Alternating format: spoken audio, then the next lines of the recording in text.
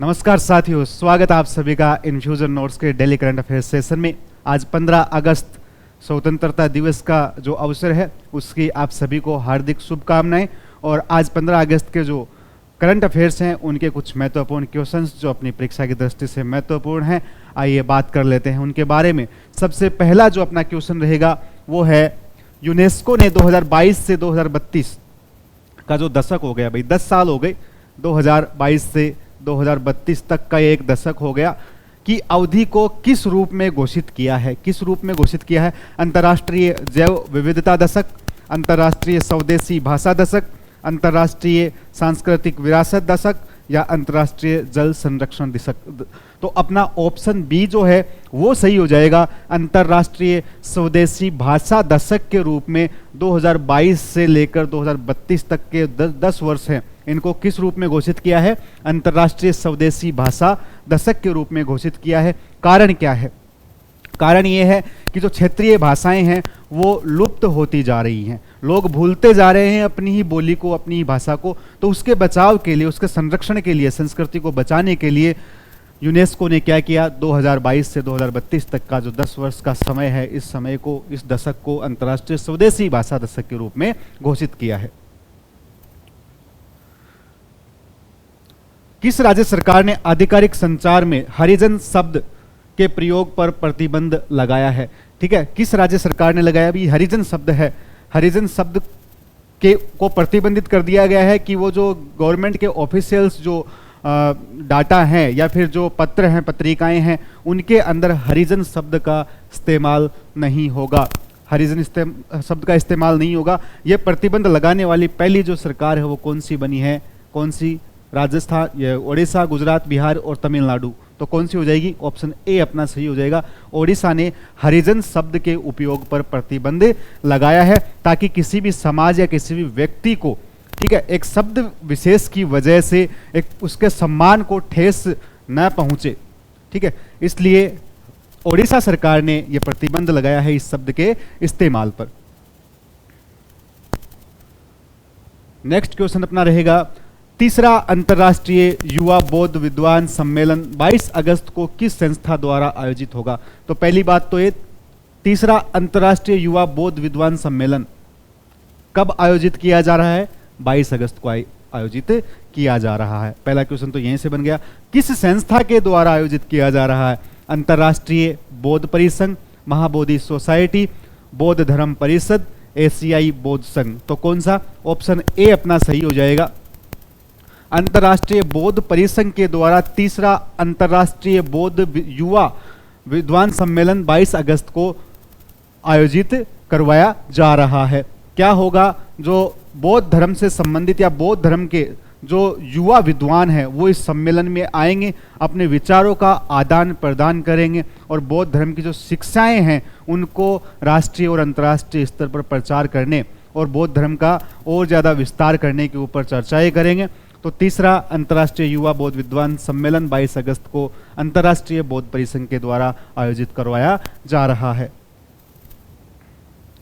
देखो next question अपना रहेगा, भारत ने एक्ट ईस्ट नीति के तहत, भारत ने एक्ट ईस्ट नीति के तहत क्या कर दिया भाई? म्यांमार को कितने मीट्रिक टन लोबिया के बीज भेजे हैं?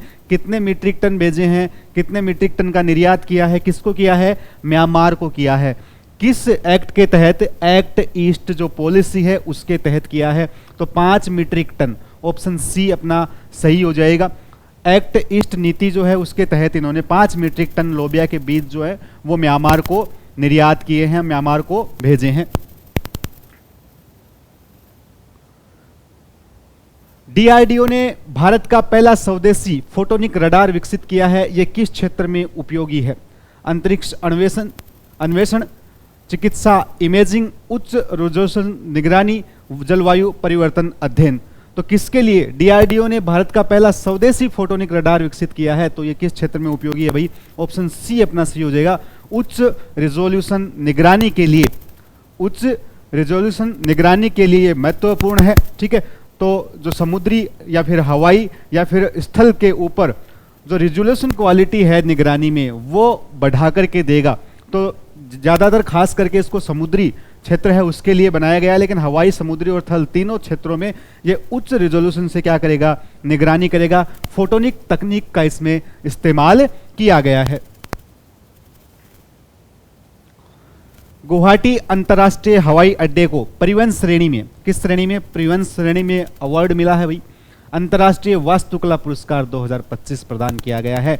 तो कौन से हवाई अड्डे को, कौन से हवाई अड्डे को, गुवाहाटी अंतर्राष्ट्रीय हवाई अड्डे को कौन सा पुरस्कार, अंतर्राष्ट्रीय वास्तुकला पुरस्कार 2025 प्रदान किया गया है। यह पुरस्कार किस संस्था के द्वारा दिया जाता है, किस संस्था के द्वारा दिया जाता है, यूनेस्को के द्वारा, द शिकागो एथेनियन के द्वारा, इंटरनेशनल सिविल एविएशन ऑर्गेनाइजेशन के द्वारा, एयरपोर्ट्स काउंसिल इंटरनेशनल के द्वारा। तो किसके द्वारा दिया जाता है, ऑप्शन बी अपना सही हो जाएगा, द शिकागो एथेनियम के द्वारा ये अवार्ड दिया जाता है। और किस श्रेणी में दिया जाता है वो भी ध्यान में रखना भाई, किस श्रेणी में दिया जाता है, परिवहन श्रेणी में दिया जाता है। नेक्स्ट क्वेश्चन अपना रहेगा, हाल ही में किस राज्य ने अभिनेत्री माधुरी दीक्षित को अपने हथकरघा उद्योग का ब्रांड एम्बेसडर नियुक्त किया है। ठीक है, अब माधुरी दीक्षित को हथकरघा उद्योग का ब्रांड एम्बेसडर नियुक्त किया है, किस राज्य ने किया है, किस राज्य ने किया है, ऑप्शन बी अपना सही हो जाएगा, ओडिशा ने किया है। माधुरी दीक्षित की जो फैन फॉलोइंग है उसको देखते हुए और हथकरघा उद्योग जो है इसमें बुनकर और ज़्यादा इंटरेस्ट ले और ज़्यादा इंटरेस्ट के साथ में काम करें, तो माधुरी दीक्षित को इन्होंने क्या किया, अपना ब्रांड एम्बेसडर बना दिया। किस राज्य ने बनाया, याद रखने वाली बात है, ओडिशा ने बनाया। हाल ही में दक्षिण एशिया की पहली ट्रैकलेस ट्रम का उद्घाटन किस देश में किया, दक्षिणी एशिया की पहली ट्रैकलेस ट्रम चलेगी भाई, उद्घाटन कर दिया गया है, चल पड़ी है। क्या होती है ये ट्रम, एक तरह से मेट्रो होती है, लेकिन ये चलने के लिए पटरियों का इस्तेमाल नहीं करती। ठीक है, पटरियों का इस्तेमाल नहीं करती, सड़क पर चलती है, ये ट्रैकलेस ट्रम होती है। पहियों पर मेट्रो इसको बोल सकते हैं, सड़क पर मेट्रो इसको बोल सकते हैं। ठीक है, तो ये किस देश ने शुरू की है ये सेवा, श्रीलंका, नेपाल, पाकिस्तान और बांग्लादेश। ठीक है, उस देश ने शुरू की है जो आपकी सोच से परे, पाकिस्तान ने ये ट्रैकलेस ट्रम जो है वो शुरू की है। दक्षिणी एशिया की पहली ट्रैकलेस ट्रम ये संचालित हो रही है, चीन से इसको इन्होंने आयात किया है। ठीक है, चीन से के सहयोग से ये चलाई जाएगी और पूरी जो है ये सोलर एनर्जी के ऊपर बेस्ड है। ठीक है, तो किसने बनाया, किसने चलाया है, पाकिस्तान ने इसका संचालन किया है।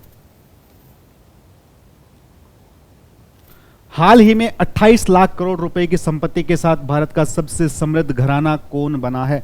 28 लाख करोड़ रुपए की संपत्ति है और सबसे समृद्ध घराना बना है भारत का अडानी परिवार, अंबानी परिवार, बिरला परिवार और मित्तल परिवार।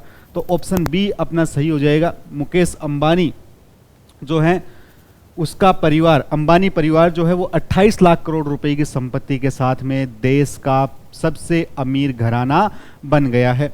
तो ये थे अपने 15 अगस्त के जो आज के जो करंट अफेयर थे जो अपनी परीक्षा की दृष्टि से महत्वपूर्ण है, उनके बारे में हमने चर्चा की।